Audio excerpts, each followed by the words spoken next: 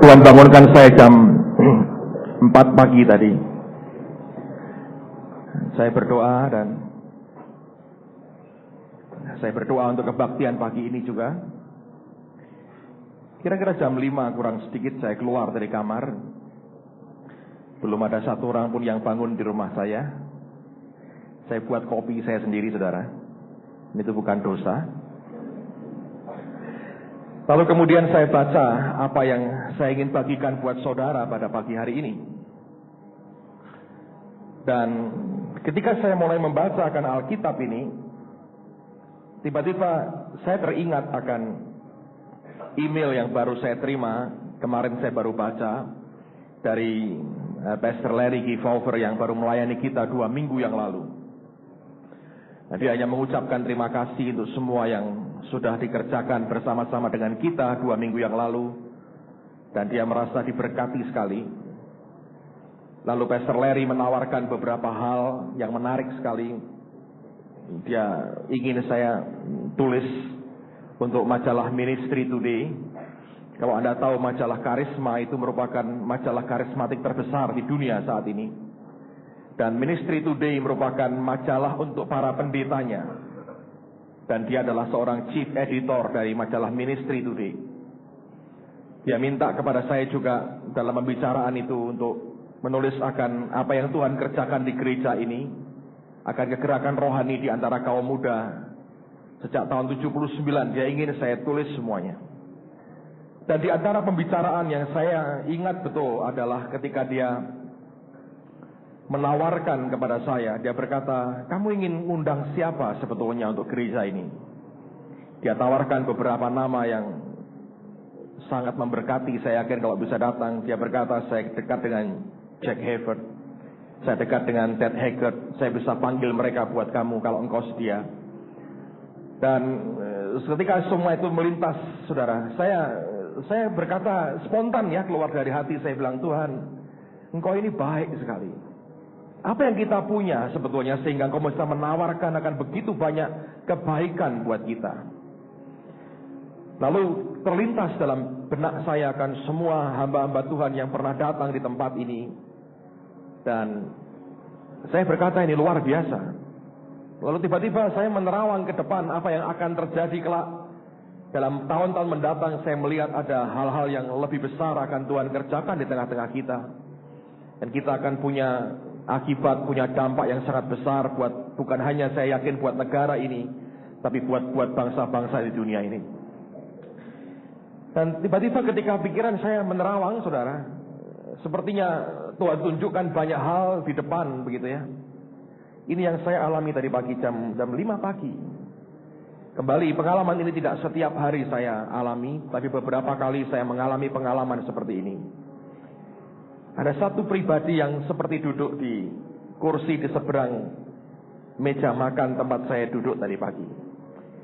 Dan pribadi ini dia berkata begini, anakku, semua itu bukan masalah pelayanan dan pekerjaan. Tapi semua itu adalah bagian dari apa yang aku kerjakan untuk hidupmu. Making of you, dia bilang. Dia berkata, engkau boleh menikmati semua pekerjaan yang baik dalam pelayanan, dalam apapun juga. Tapi tujuanku datang sebetulnya bukan untuk meng-create pelayanan. Tapi aku mau berurusan dengan hidupmu dan hidup hatimu dan kehidupanmu dan engkau sendiri. Dia berkata, mereka itu datang untuk kamu. Untuk kamu. Bukan untuk membantu pelayananmu. It's for you. Itu seperti orang disadarkan, saudara. Dikembalikan kepada jalur yang semestinya. Oleh karena dengan gampang sebetulnya kita itu melenceng kepada apa yang mirip dengan apa yang dari semula Tuhan sediakan buat kita. Kalau kita melakukan sesuatu dalam ketaatan kepada Tuhan, yang kita kerjakan itu akan berbuah. begitu apa yang kita lakukan itu berbuah.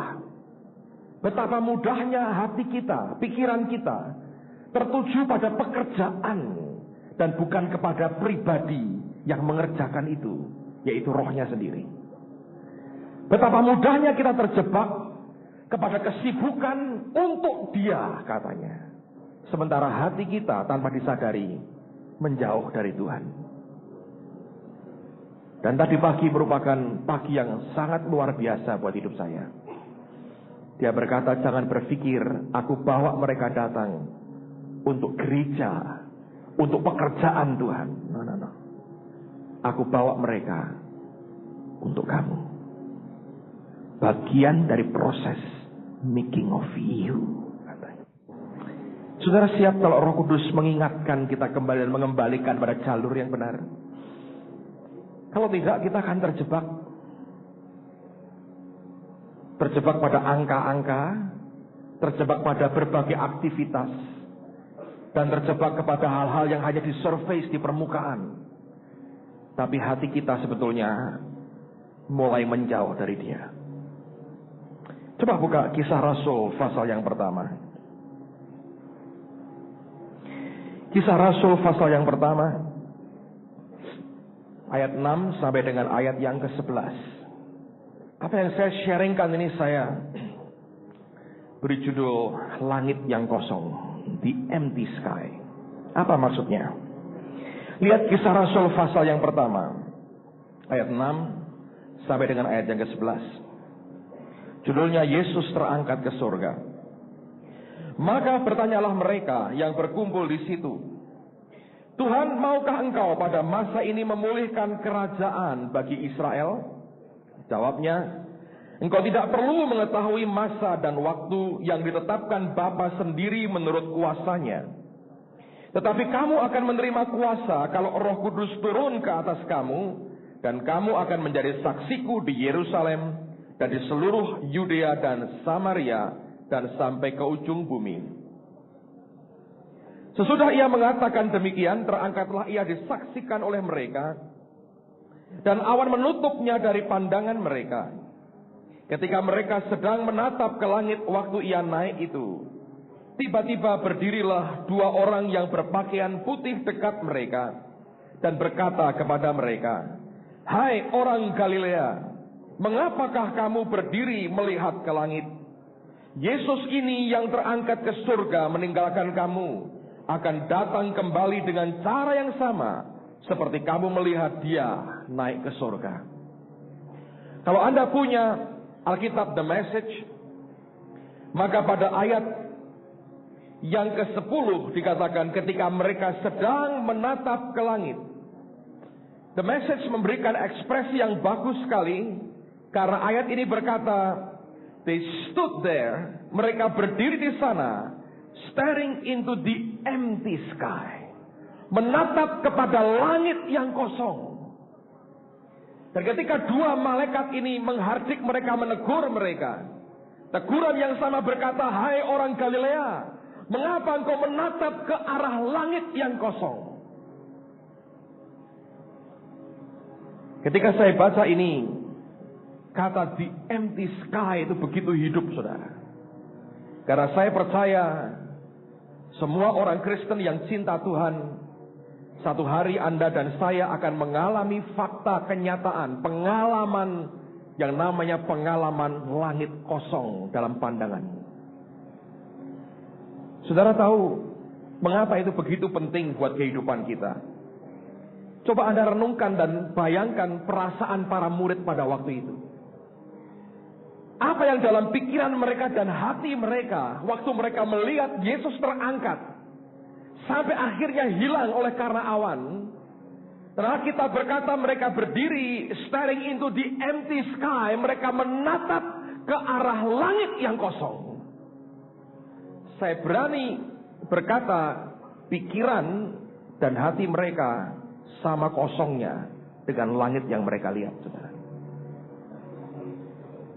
Dan semua orang yang sedang bertumbuh dalam Tuhan, saya yakin ada satu titik di mana Anda menatap dan tatapanmu ke arah langit yang kosong. Engkau tidak melihat apapun dalam bagian proses perjalananmu dengan Tuhan. Kenapa? Saya melihat ada dua hal yang paling berbahaya dalam kehidupan kita.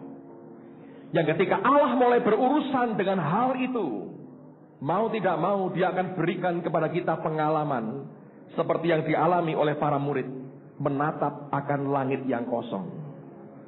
Arahnya sudah benar, melihat ke atas, tapi tidak dilihat apapun dari pandangan mereka sendiri. Saudara, kadang-kadang perlu dua malaikat untuk menyentak kita, menyadarkan kita bahwa kita sedang menatap akan langit yang kosong. Nah, kenapa orang Kristen satu kali akan mengalami pengalaman ini? Anda harus tahu, kalau Anda belajar Alkitab dengan hati ya, Daud berkata, learn it by heart, belajar dengan hati. Saudara akan menjumpai suatu fakta yang mengerikan, bahwa 12 murid Tuhan itu tidak satu pun yang ikut Yesus dengan hati yang murni pada mulanya. Saya mau ulang buat saudara. Dari 12 murid Tuhan, dari Petrus sampai Yudas Iskariot, dari Yohanes sampai Yakobus, tidak ada satu pun yang pada mulanya ikut Tuhan dengan hati yang murni. Dan itu yang sedang diurus oleh Tuhan waktu itu. Dan semua bentuk ketidakmurnian itu akan berakhir pada titik yang sangat krusial, yaitu Anda akan melihat langit yang kosong. Nah, saya lihat ada dua penyakit dalam hidup mereka. Dan ini penyakit sampai sekarang dalam gereja Tuhan masih kuat bercokol. Dan ini yang sedang diurus oleh Tuhan kita.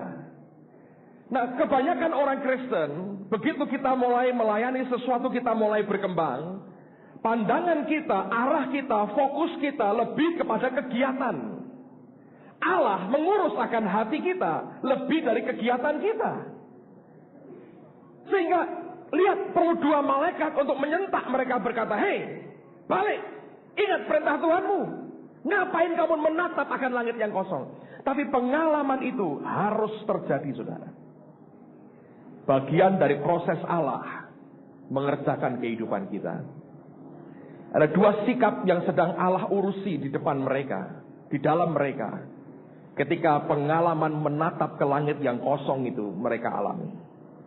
Yang pertama, kalau Anda perhatikan sungguh-sungguh, para murid ini sebetulnya punya agenda-agenda tersembunyi untuk pribadi mereka. Yudas agendanya duit, saudara.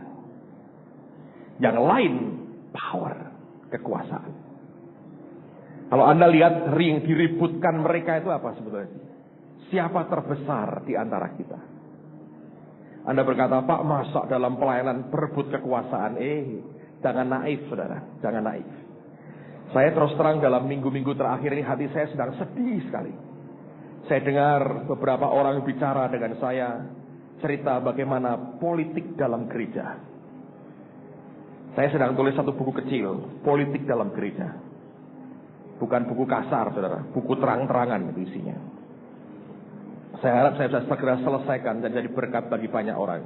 Saya beri judul politik dalam gereja. Anda tahu kenapa dalam gereja orang berpolitik? Jangan naif, saudara. Anda tahu, gereja itu menarik. Oh, interesting. Para murid itu dulu senang sekali kalau bisa gantiin Yesus.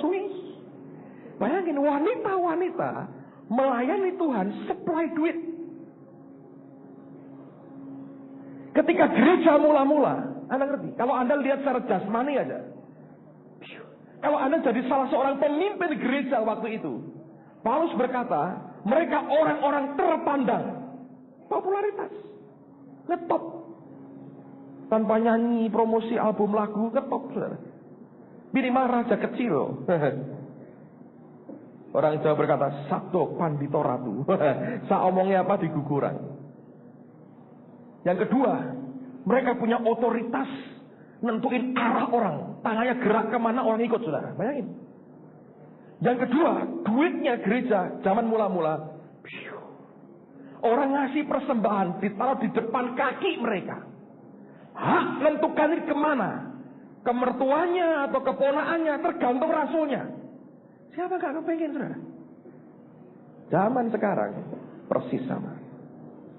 Kenapa mereka fight berebut kekuasaan? Oleh karena agenda tersembunyi di dalam. Pengen sesuatu. Dan di situ, saudara, Anda kalau mengalami seperti itu, Anda pengen seperti itu, one day langit yang kau tatap kosong, tiba-tiba hilang semua. Dan kalau itu terjadi, saya beritahu, karena Tuhan cinta saudara dan tidak mau menghancurkan hidupmu. Amen, saudara. Saya hanya ingin melihat gereja murni pada akhir zaman ini.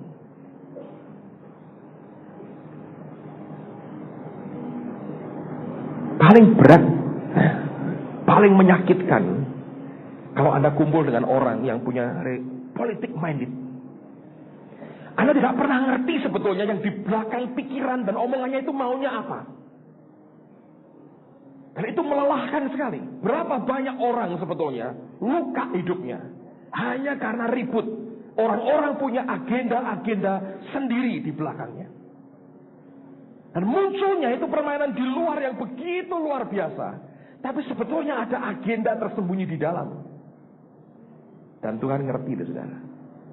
Dan Tuhan dengan senang hati mengobrak-abrik agenda itu dengan sukacita, saudara.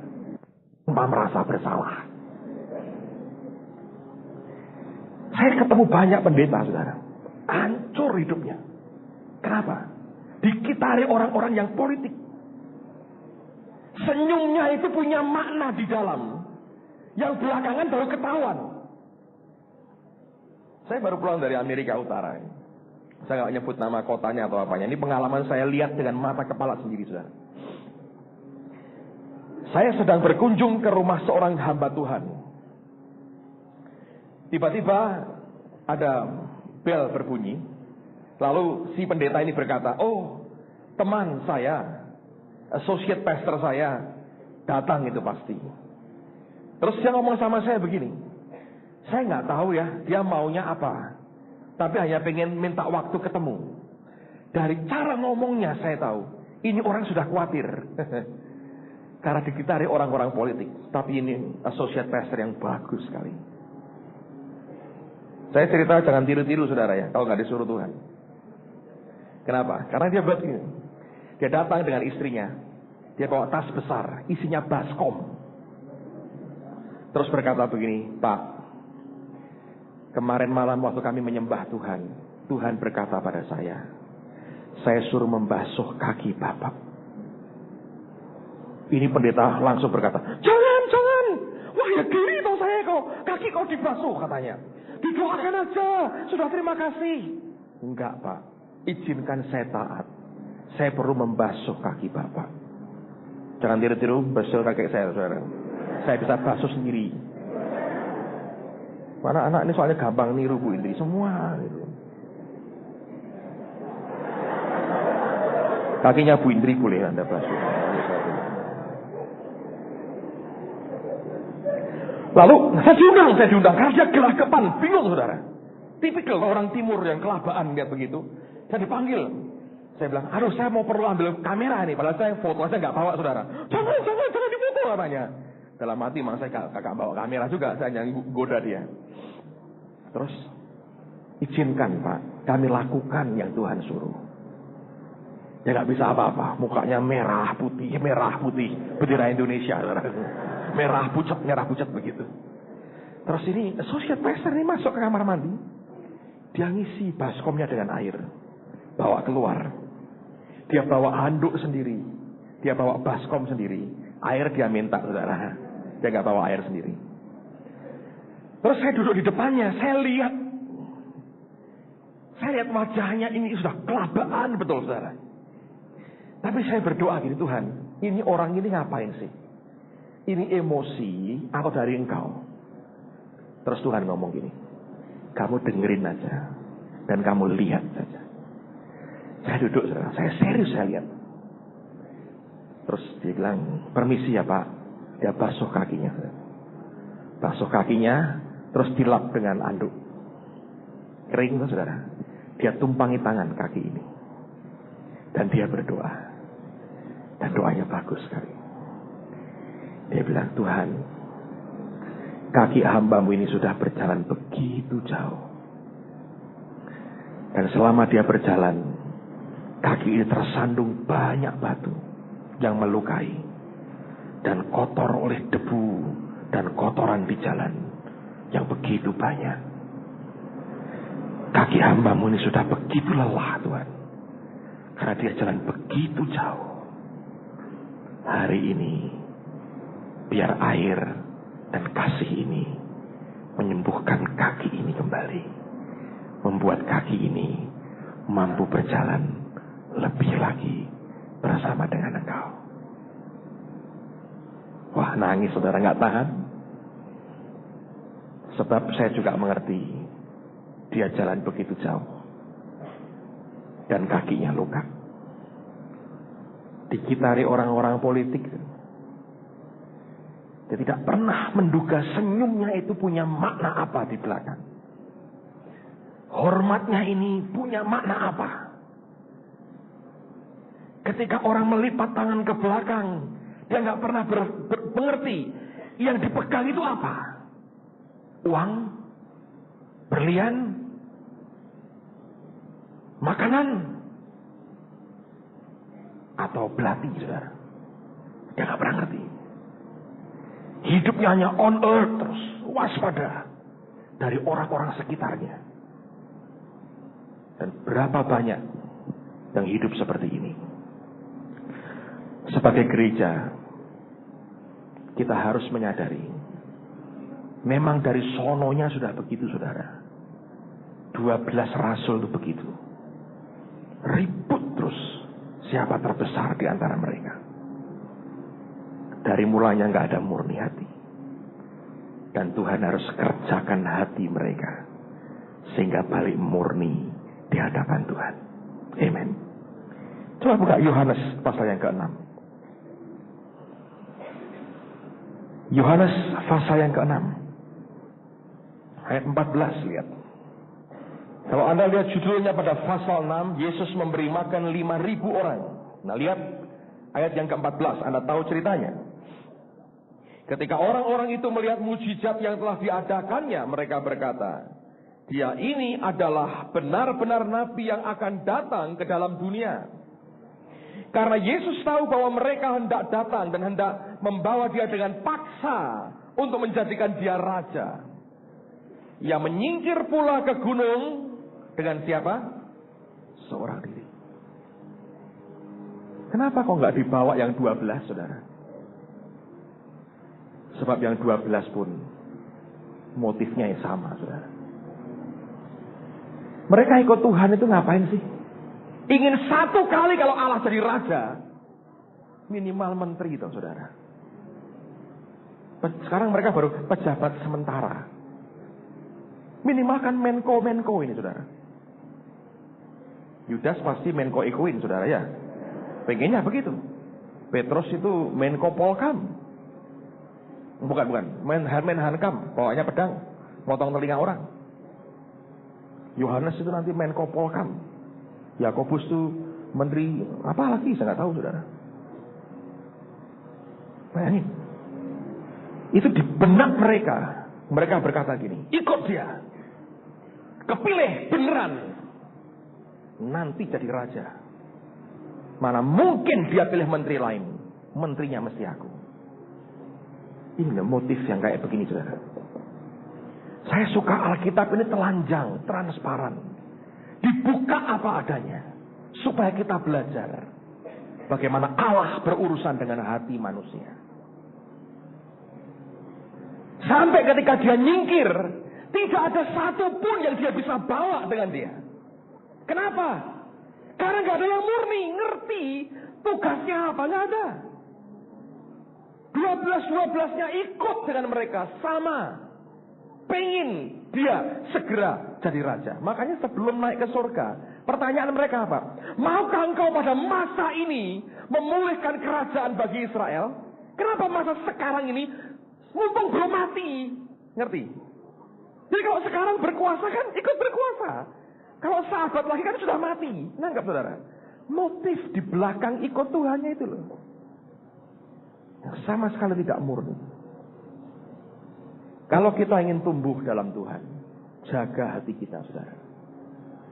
Kalau kita ingin melihat apa yang Allah kerjakan ini berkembang, berlanjut terus, jaga hati. Kalau engkau tidak menjaga, satu hari engkau mengalami the empty sky. Engkau menatap yang kau tatap itu lenyap, hilang. Pikiran dan hatimu kosong. Terusin saudara. Ayat 22. Lihat bagaimana betapa hebatnya mereka mencari Yesus.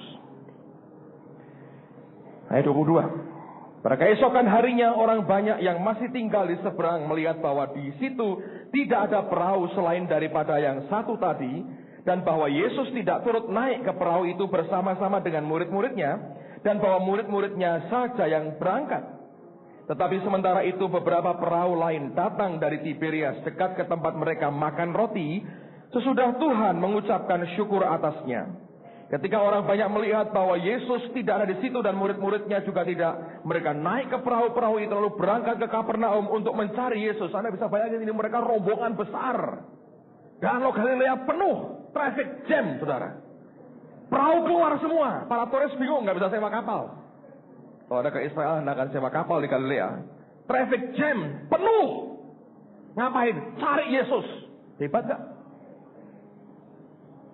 Popularitas ini loh, yang murid berkata, hebat. Kalau bisa dapat ginian, hebat. Dan mereka jadi orang-orang penting kan saudara. Apa yang terjadi? Ayat berikutnya. Nah, saya suka dengan Tuhan. Ketika orang banyak menemukan Yesus di seberang laut itu, mereka berkata, Rabi, bila mana engkau tiba di sini?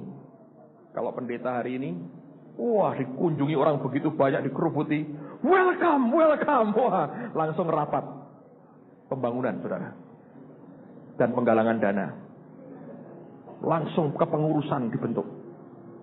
Yesus tidak begitu. Yesus menjawab mereka, aku berkata kepadamu, sesungguhnya kamu mencari aku bukan karena kamu telah melihat tanda-tanda, melainkan karena kamu telah makan roti itu dan kamu kenyang. Bekerjalah bukan untuk makanan yang akan dapat binasa, melainkan untuk makanan yang bertahan sampai kepada hidup yang kekal, yang akan diberikan anak manusia kepadamu. Sebab dialah yang disahkan oleh Bapa Allah dengan meterainya. Dan dia mulai bicara begitu keras. Dan ujungnya pada pasal yang ke-6, ayat yang ke-66, 666, saudara. Apa yang terjadi pada 666? Mulai dari waktu itu banyak murid-muridnya apa? Mengundurkan diri dan tidak lagi mengikuti dia. Gak dapat roti sih. Oh, kirain dapat roti, katanya. Ngomongin keras, suruh makan dagingnya, suruh minum darahnya. Kanibal ini orang. Pergi, katanya.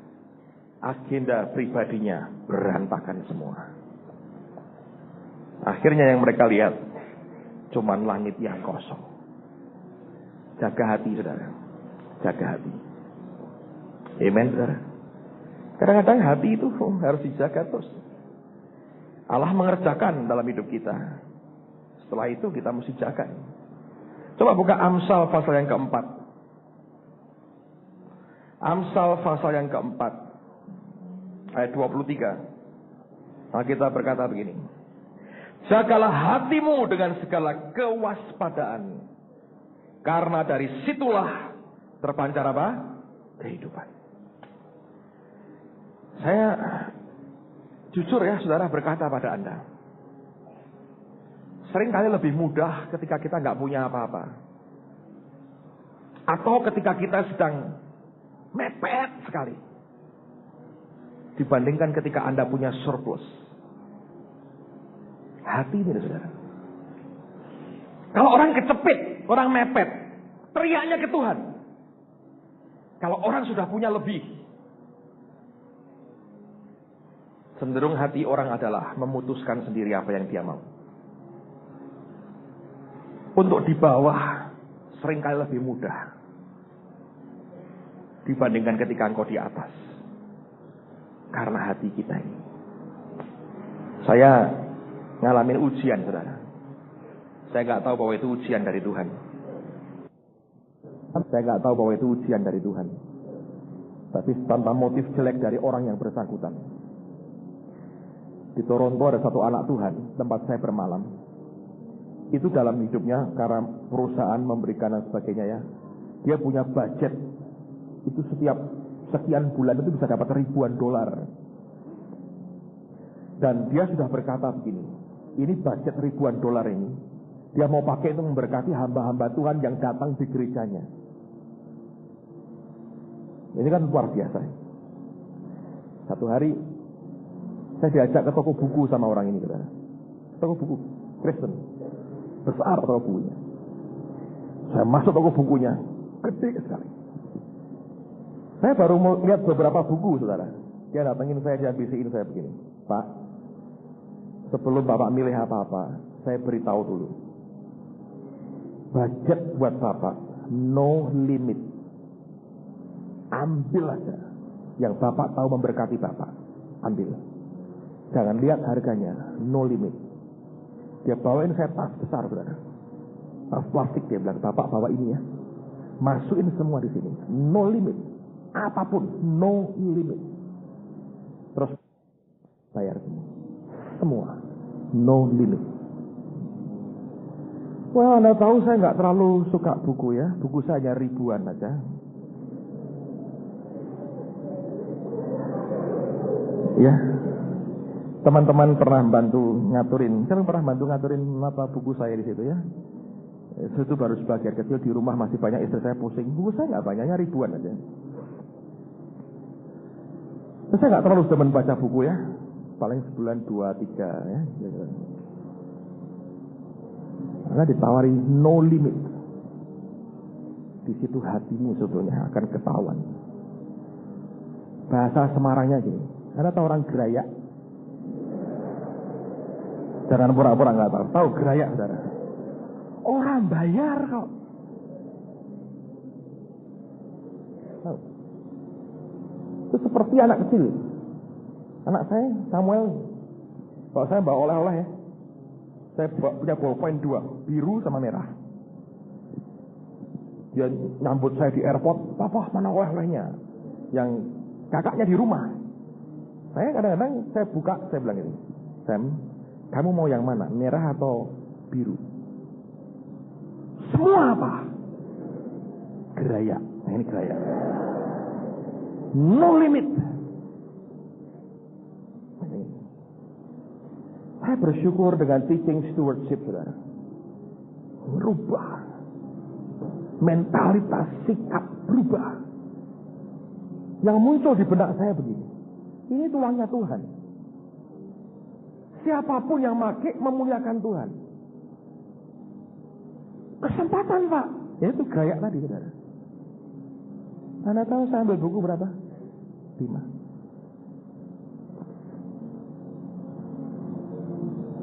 Dia bilang, Pak, cuma 5 ya. Nah, kok bisa? Loh, aku kan berdoa. Tuhan, buku yang mana yang memberkati aku? Arahin dong, biar saya ambil. Saya ngambil 5. Orang bilang, goblok Pak, sikat katanya.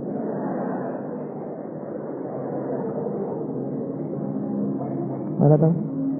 Saya keluar dari toko buku, masuk mobil, mau balik ke tempat saya.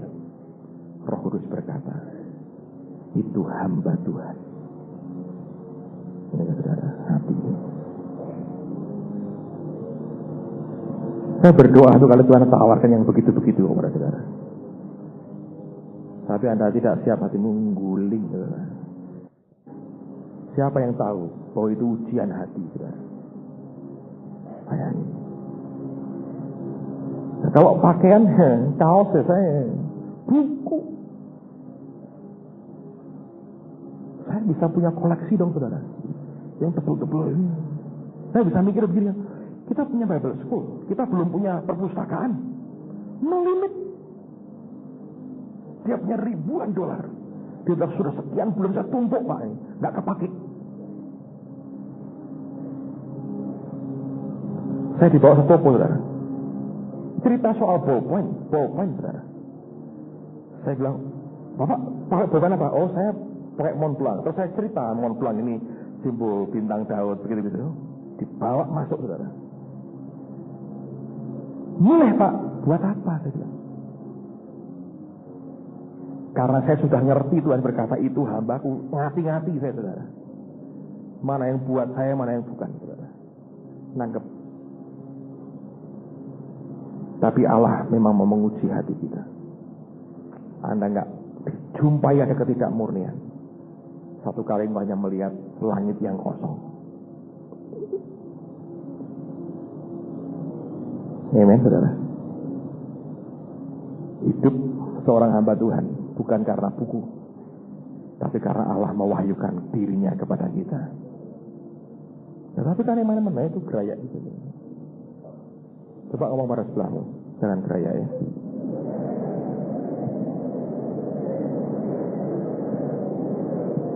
Semarang tuh enak ya bahasanya, geraya, geragas gitu-gitu. Waduh, enak.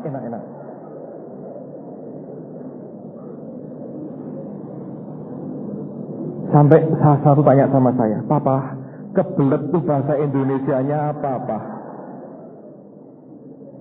Mamanya bilang, ingin sekali. Loh, kalau gitu Sasa kebelet belajar. Loh, bukan. Kebelet kok. Ayo, bahasa Indonesia apa? Kebelet.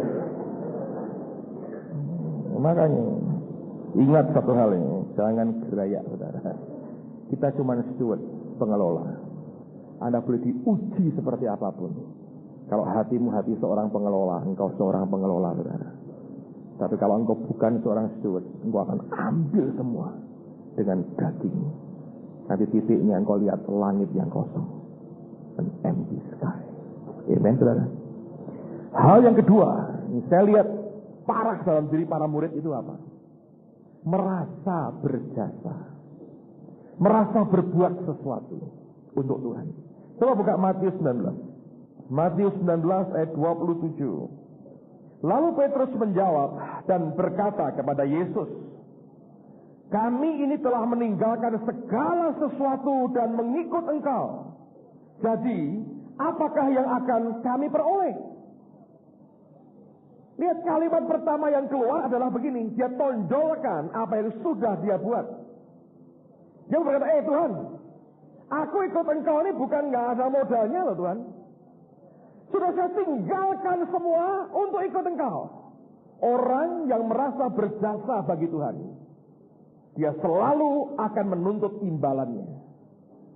Saya mau beritahu saudara, gigit jari, empty sky. Anda akan kecewa luar biasa. Sebab orang yang merasa berjasa, sebetulnya orang itu tidak tahu diri, siapa dirinya sebetulnya. Itu dipilih Tuhan itu sudah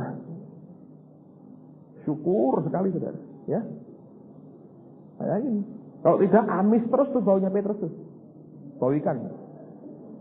Kelak tuh di Yerusalem baru dan gerbangnya ditulis namanya Petrus, bayangin. Kalau nggak diambil Tuhan, siapa mau ingat? Saya sudah nggak pakai namanya dia, saudara. Dipilih Tuhan sih, saya ambil namanya dia. Kalau nggak, siapa mau? Simon aja dipakai kok sampai sekarang. Ya kan? Simon itu kan buluk. Itu yang nama-lamanya aja orang masih mau pakai kok. Itu kan anugerah. Tapi orang ini nggak tahu diri. Semua kita kebanyakan nggak tahu diri pada mulanya, saudara. Dia berkata, kami telah meninggalkan segala sesuatu. Memang Anda harus tahu dia nervous. Di rumahnya ada istrinya, ada mertuanya lagi, saudara. Kalau balik nggak bawa apa-apa, repot ya. Kami tinggalkan semua, kami ikut Engkau, apa yang kami peroleh. Sebab dia merasa berjasa. Sikap ini sebetulnya keliru, saudara. Kita ini dipilih itu anugerah. Kita ini siapa sebetulnya? Kalau kita boleh melakukan sesuatu, itu bagian dari anugerah Tuhan. Dan itu bukan sama sekali karena kebaikan dan jasa kita. Berapa banyak orang kecewa Ninggalkan Tuhan, ninggalkan gereja. Kenapa? Aku sudah begini. Lalu kamu merasa berjasa? Iya, berjasa. Orang yang merasa berjasa selalu akan minta imbalannya. Coba buka Ulangan 9. Ulangan pasal 9. Ayat 4 sampai dengan ayat yang ke-6. Ulangan 9 ayat 4 sampai dengan ayat yang ke-6. Janganlah engkau berkata dalam hatimu, apabila Tuhan Allahmu telah mengusir mereka dari hadapanmu. Karena jasa-jasakulah Tuhan membawa aku masuk menduduki negeri ini. Padahal karena kefasikan bangsa-bangsa itulah Tuhan menghalau mereka dari hadapanmu. Bukan karena jasa-jasamu atau karena kebenaran hatimu engkau masuk menduduki negeri mereka. Tetapi karena kefasikan bangsa-bangsa itulah Tuhan Allahmu menghalau mereka dari hadapanmu. Dan supaya Tuhan menepati janji yang diikrarkannya dengan sumpah kepada nenek moyangmu, yakni Abraham, Ishak dan Yakub. Jadi ketahuilah, bukan karena jasa-jasamu Tuhan Allahmu memberikan kepadamu negeri yang baik itu untuk diduduki. Sesungguhnya engkau bangsa yang tegar tengkuk. Bayangkan sampai 3 kali itu. Bukan jasamu. Itu just grace, saudara. Murni itu anugerah. Jangan merasa berjasa. Ini ada ini karena Tuhan. Semua kita. Kekayaan yang kau punya semua. Bukan karena kerja kerasmu. Bukan karena kepintaranmu. Karena kebaikan Dia, saudara. Kalau kita boleh mengambil persembahan, ngasih apapun, korban apapun. Jangan pernah berkata, aku telah berjasa. Nanti gigit jari, saudara. Yang kau lihat cuma langit kosong. Engkau keluar, engkau kecewa hatimu. Karena orang yang merasa berjasa, orang selalu akan minta imbalan jasanya. 1 Korintus pasal yang keempat. 1 Korintus 4 ayat 6 dan 7. Saudara-saudara, kata-kata ini aku kenakan kepada diriku sendiri dan pada Apolos karena kamu, supaya dari teladan kami, kamu belajar apakah artinya ungkapan jangan melampaui yang ada tertulis. Supaya jangan ada di antara kamu yang menyombongkan diri dengan jalan mengutamakan yang satu daripada yang lain. Ayat 7 Anda perhatikan sungguh-sungguh di garis bawahi. Sebab siapakah yang menganggap engkau begitu penting? Banyak orang menganggap dirinya orang pentingnya, saudara ya. Dan apakah yang engkau punyai yang tidak engkau terima? Jadi kalau kita punya apa, itu kita terima, bukan karena kita sendiri. Dan jika engkau memang menerimanya, mengapakah engkau memegahkan diri seolah-olah engkau tidak menerimanya? Kita cuma menerima kok, saudara. Cuma steward. Jadi nggak ada orang penting. Yang paling penting cuma Tuhan. Amen, saudara. Itu sikap hati. Banyak orang berkata begini.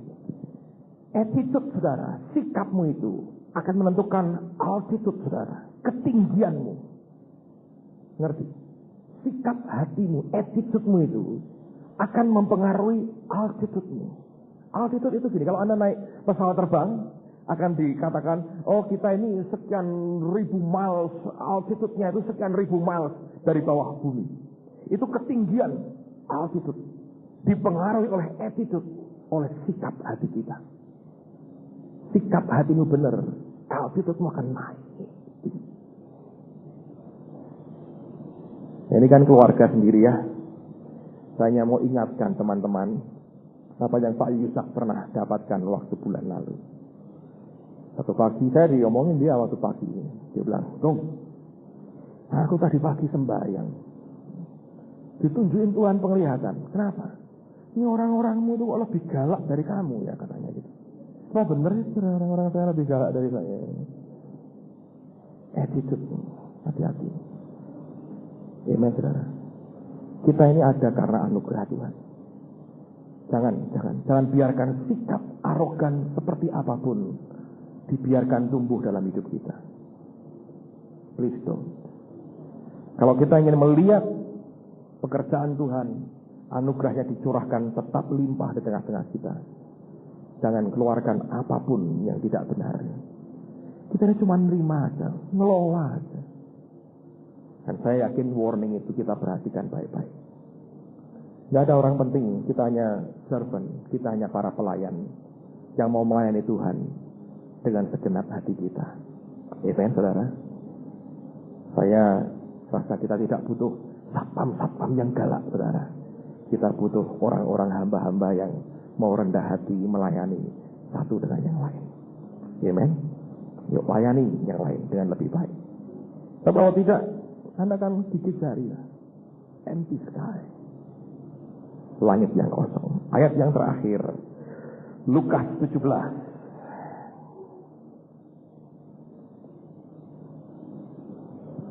Ayat 7 mulai. Oh, saya suka ayat ini. Lukas 17, lihat ayat yang ke-7 sampai dengan ayat yang ke-10. Lukas 17, ayat yang 7 sampai 10. Siapa di antara kamu yang mempunyai seorang hamba yang membaca atau menggembalakan ternak baginya, akan berkata kepada hamba itu setelah ia pulang dari ladangnya, mari, segera makan. Bukankah sebaliknya ia akan berkata kepada hamba itu, sediakanlah makananku, ikatlah pinggangmu, dan layanilah aku, sampai selesai aku makan dan minum. Sesudah itu, engkau boleh makan dan minum. Ayat 9, Anda perhatikan. Adakah ia berterima kasih kepada hamba itu, karena hamba itu telah melakukan apa yang ditugaskan kepadanya? Terima kasih gak, saudara? Hah? Enggak. Ini pertanyaan gak perlu dijawab karena sudah ngerti sebetulnya jawabannya tidak. Nggak, saudara? Seperti orang berkata gini loh, bukankah langit itu biru? Saya bilang, tidak. Itu orang senting, saudara. Itu pertanyaan yang tidak perlu dijawab.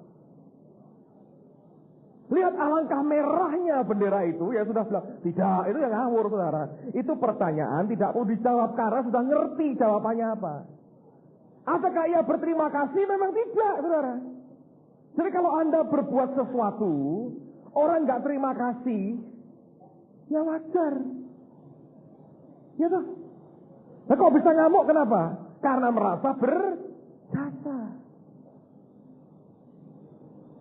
Nangkep, saudara. Ini loh, servanthood, saudara.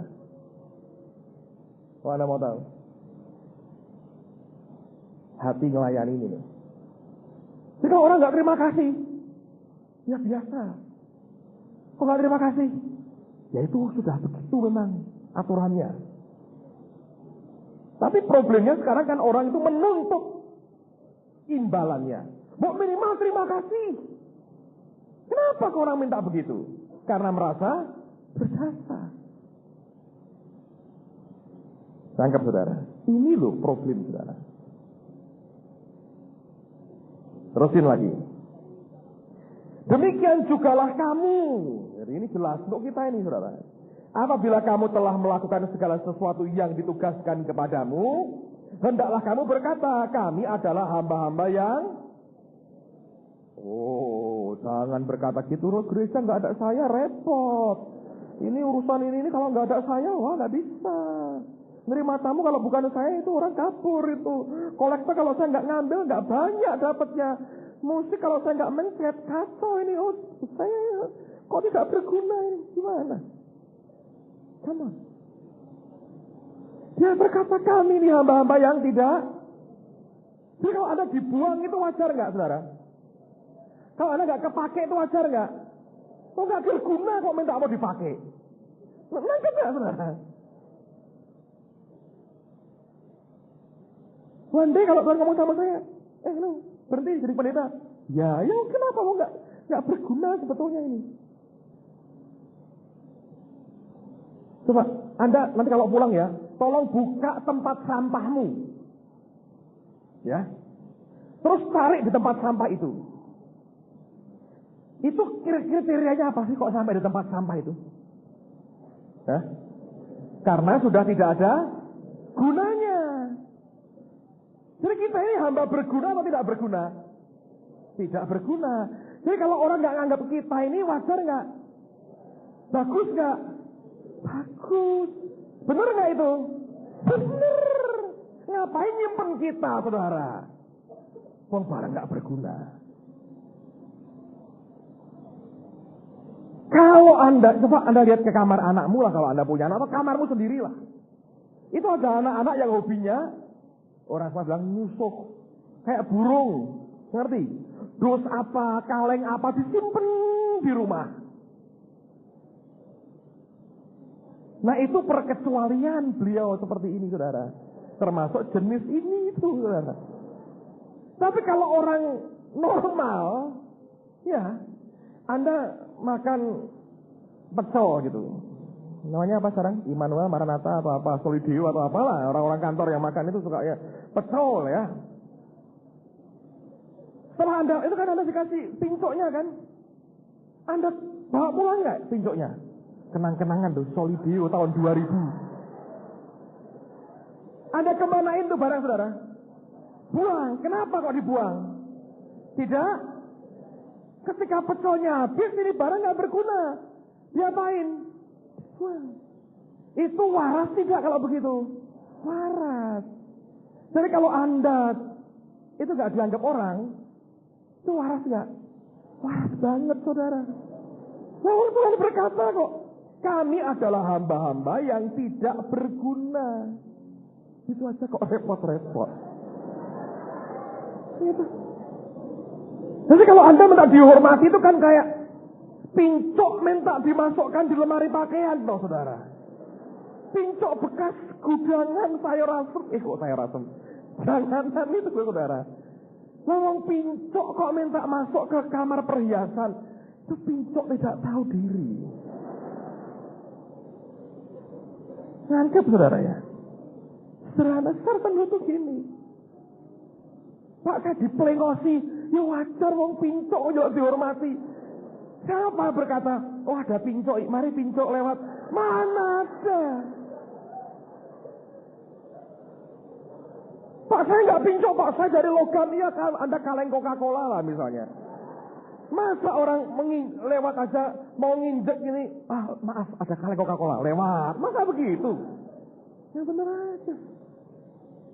Karena merasa berjasa, merasa hebat, merasa berguna itu.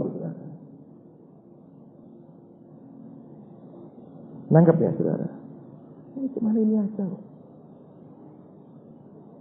Kalau cara mikirnya benar, Anda nggak akan gampang sakit hati kok. Karena kita itu menilai diri kita lebih dari yang seharusnya. Itu seperti kalau pincuk nggak enak lah, sendal cepit lah saudara. Kalau sudah lepas gitunya, bodol, ngerti? Ya ntar kalau ada jadi presiden mungkin akan dimuseumkan sandal jepitnya Presiden Min waktu kecil, mungkin saudara. Tapi sandal jepit bodol kok, ya buang. Karena tidak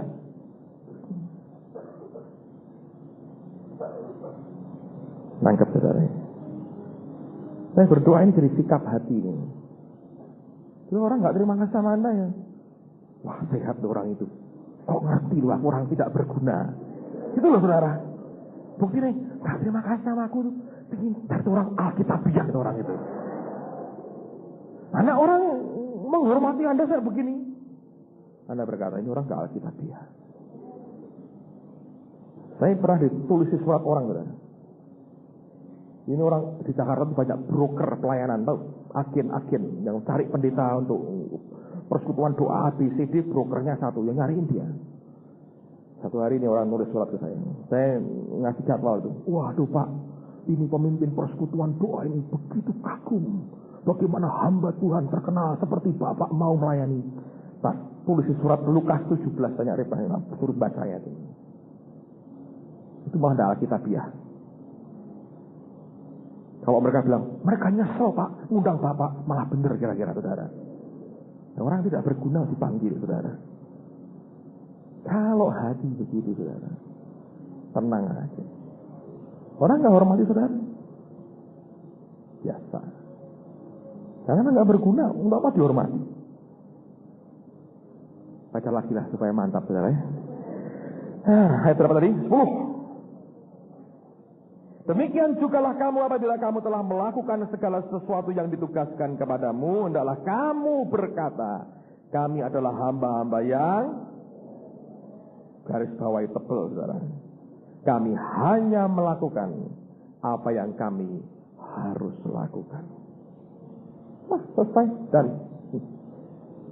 kalau itu Anda izinkan Allah membawa saudara sampai proses itu, Anda akan tumbuh. Problemnya itu terlalu banyak di dalamnya, self-nya. Sehingga Tuhan harus berkata, beri dia pengalaman langit kosong. The empty sky. Dilihat cuma kosong. Semua agenda pribadinya kosong. No. Karena Tuhan cinta. Saya berdoa hari ini merupakan hari di mana kita mengizinkan Allah membawa hati kita kembali murni di hadapan Tuhan. Amen. Kita berdoa sama-sama. Tuhan, dalam kesibukan kami,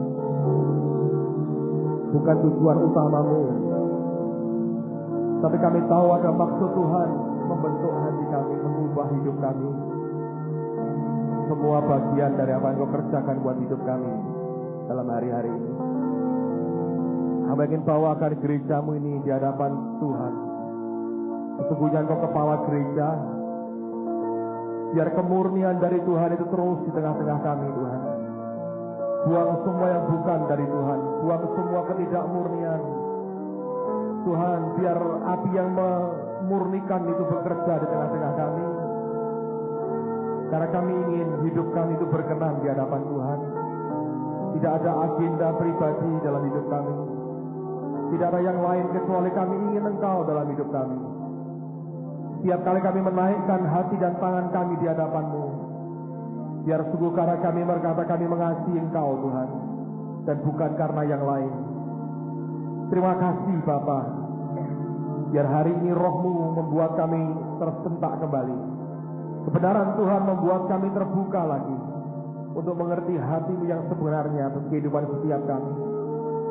Dan kami ingin berkata, Yo I want Lord. Hanya Engkau yang kami inginkan. Hanya Engkau yang kami inginkan.